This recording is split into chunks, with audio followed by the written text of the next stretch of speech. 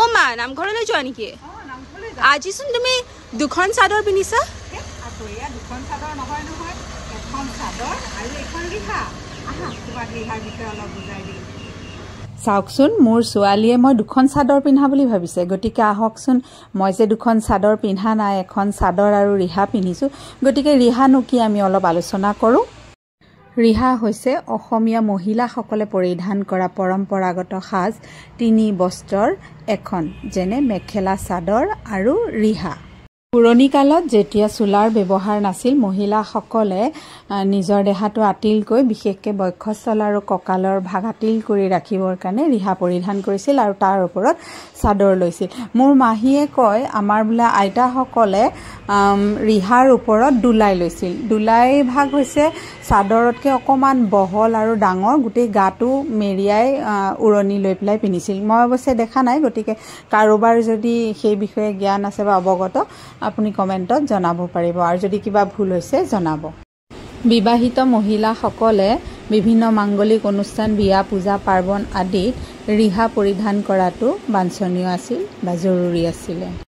ৰিহাৰ প্ৰকাৰ বুলি ক'বলৈ গ'লে সূতাৰ ফালৰ পৰা ৰিহা মুগাৰ ৰিহা পাটৰ ৰিহা এৰী ৰিহা নুনী ৰিহা কপাহী ৰিহা আৰু বৰ্তমান বজাৰ টচৰ ৰিহাও উপলব্ধ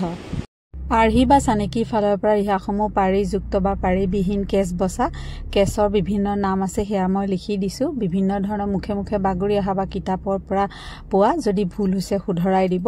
লগতে ফুল বচা বুটা বচা আৰু কইনাৰ বগা কাপোৰযোৰৰ লগত আহে আপোনাৰ বগা গুণাৰ ফুলৰ ৰিহা বা সূতাৰ ফুলৰ ৰিহা আৰু তাতে মীনা কৰোৱাও থাকে কিছুমানত গতিকে বগা পাটৰ ৰিহাও উপলব্ধ জোখমাখৰ ফালৰ পৰা ৰিহাসমূহ পুৰণি কালত 12 হাতী 9 হাতী আছিল বুলি আমাৰ মাহঁতে কয় আৰু দুখনমান আমি আইতাহঁতৰ পুৰণা ৰিহাও সিমান লম্বা দেখা পাইছোঁ গতিকে যাতে গাত 2 পেচ দিও কঁকালত পিন্ধিব পাৰিছিল বৰ্তমান ৰিহাসমূহ 7 হাতী পোৱা যায় যিসমূহ আমি নাচনী ৰিহা হিচাপে ব্যৱহাৰ কৰোঁ আৰু কইনাৰ বগা পাটৰ কাপোৰযোৰৰ লগত অহা ৰিহাখন কিন্তু 5 হাতী বা 5.5 হাতীহে হয় 7 হাতী নহয় গতিকে বৰ্তমান আমি বজাৰত 7 হাতীখনেই বেছিভাগ পোৱা যায়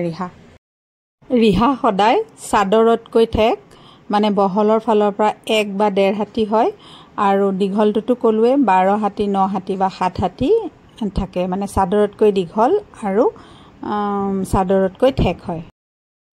এতিয়া দেখুৱা ৰিহা দুখন মোৰ শাহু মাৰ খুৰীয়েকৰ মানে খুৰী আইতাৰ চাওকচোন কিমান সুন্দৰ পিয়ৰ মুগাৰ এই দুখন ৰিহা প্ৰায় 60 বছৰমান পুৰণি তাতকৈ বেছি হ'লেও কম নহ'ব চাগে আপোনালোকক এই দুখন ৰিহা দেখুৱাবলৈ পাই মই খুব মনটো ভাল লাগিছে যে চাওকচোন ইমান সুন্দৰ হৈ আছে আজিও ইমান পুৰণা যদিও এইবাৰ দেখুৱা ৰিহাখন হৈছে এৰী বা এণ্ডি ৰিহা এয়া মোৰ এখনো প্ৰায় 60 বছৰমান পুৰণি মোৰ আইতাই বোৱা ৰিহা এখন এইবাৰ দেখুৱা ৰিহা কিখন চেক থকাখনত গাড়ী দিয়া ৰিহা বুলি কয় গাড়ী দিয়া আপোনাৰ নুনীৰো ৰিহা পায় আৰু কপাহী সূতাৰো ৰিহা পায় আৰু কাষৰ সৰুখন কপাহী সূতাৰ এইখন ৰিহা মোৰ শাহুমাৰ ৰিহা এইখনো প্ৰায় 40 বছৰমান পুৰণি ৰিহা হ'ব চাগে এইখন পাট সূতা আৰু কপাহী সূতাৰে বোৱা ৰিহা এইখন কইনাৰ বগা সাজোৰৰ লগত অহা ৰিহা এইখনত গুণাৰে কিংখাপৰ আৰ্হি ফুলৰ ডিজাইন কৰি দিয়া হৈছে আৰু এইখন প্ৰায় 21 বছৰ পুৰণি ৰিহা এইখন মোৰ বিয়াৰে বগা সাজযোৰৰ ৰিহা হয় এইখন নাচনী ৰিহা এইখন পিয়ৰ মুগাৰ ৰিহা হয় বৰ্তমান সময়ত এইখনেই বিহু নাচনীসকলে পৰিধান কৰি বিভিন্ন মঞ্চত বিহু পৰিৱেশন কৰে চাওকচোন এইখন কিমান দীঘল এইখন প্ৰায় 7.5 হাতীমান হ'ব বিয়া খাবলৈ বুলি ওলোৱা সময়ত ৰিহা পৰিধান নামঘৰলৈ বুলি যাবৰ সময়ত ৰিহা কেইদৰে পৰিধান কৰিছে চাওকচোন